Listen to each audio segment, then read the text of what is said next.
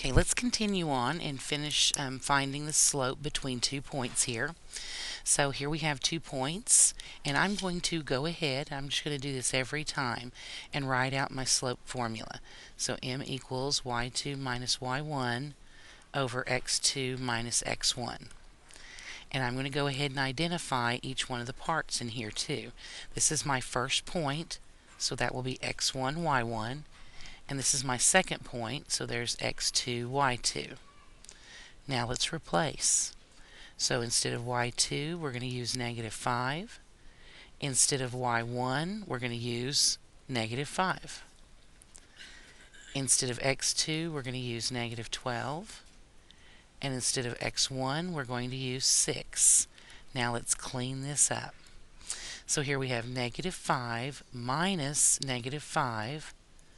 Well, minus the negative, again, would be plus 5 over negative 12 minus 6.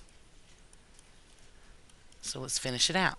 Negative 5 plus 5 is 0 over negative 12 minus 6 is negative 18.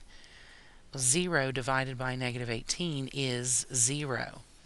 So this is a horizontal line. That's what this tells us.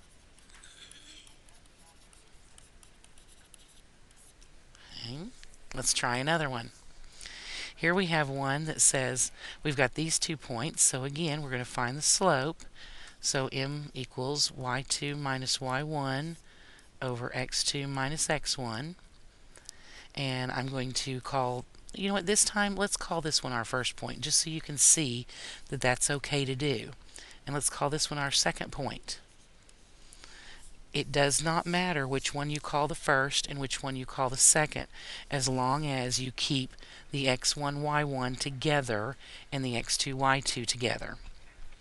Okay, so now for y2, that's going to be 6 minus y1, which is negative 1.